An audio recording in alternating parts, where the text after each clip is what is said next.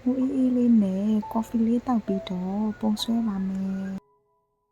ကိုယ်စိတ်ကူးထဲမှာရှိတဲ့ idea တွေကိုဒီ sketching လုပ်တဲ့အခါမှာ on paper ပေါ်မှာဆွဲရတာကိုပို့ပြီးတော့သဘောကျပါတယ်ပို့ပြီးတော့အေးစစ်စစ်ဖြစ်ပြီးတော့ relax ပို့ပြီးတော့ဖြစ်တာပေါ့နော်စိတ်ကလေးကအဲ့လိုမျိုးလေးဆိုလို့ရှိရင်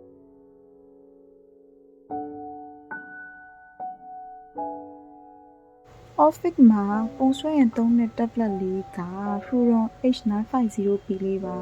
ဒါလေးကိုဝယ်တော့ဆိုလို့ရှိရင်130ပဲပေးရတာပေါ့နော်ဝယ်ထားတာ9နှစ်လောက်တော့ရှိပြီပေါ့ကျန်းလေးခံနေပြီးတော့ဆွဲရတာလဲလေဘယ်လိုပေါ့ပါလေးနဲ့ဆွဲလို့ကောင်းပါတယ်အခုက screen ပေါ်မှာ color rendering လုပ်မှာပေါ့နော်ဆိုတော့ပထမဆုံးအနေနဲ့ဒီ skin tone ချဲမယ်ပြီးလို့ရှိရင်ဒီကို side ပေါ်မှာဆွဲထားတဲ့ idea တွေကိုပေါ့နော်ဒီ screen ပေါ်မှာဒီ outline တွေပြန်ကောက်တာပေါ့နော်ဆိုတော့ outline တွေကို detail လေးပြန်ကောက်ပါတယ်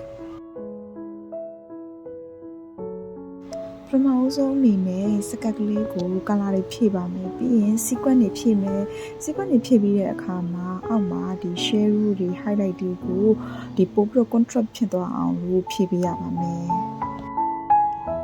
ဆိုစကတ်လေးဆွဲပြီးတဲ့အခါမှာအပေါ်မှာကုန်းနဲ့လက်အိတ်ကလေးကိုဆွဲမှာပေါ့နော်ပြီးလို့ရှိရင်ဒီကုန်းနဲ့လက်အိတ်ကလေးကိုပဲ reflect ပြန်ပွားမယ်ပေါ့နော်ဆိုတော့တစ်ဖက်ပဲဆွဲစရာလိုတော့တာပေါ့နော်ဆိုတော့ဒီမှာလေး sequence တွေဒီလို bling bling တွေကိုလေ manually လက်နဲ့ပေါ့နော်တေချာ detail လေးဆွဲထားတာပါအချိန်ကတော့ဒီပုံလေးဆွဲတော့ပါပေါ့နော်အချိန်လေးပေးခဲ့ရတာပေါ့နော်ပြီးလို့ရှိရင် enter လေးကိုဆွဲပါတယ် enter မှာလည်းဒီ sequence တွေကိုတေချာ detail လေးလိုက်ပြီးတော့ဆွဲထားခဲ့ပါတယ်ရှင်စပင်အတွက် accessory လေးကပလဲလေးကိုတုံးထားပါတယ်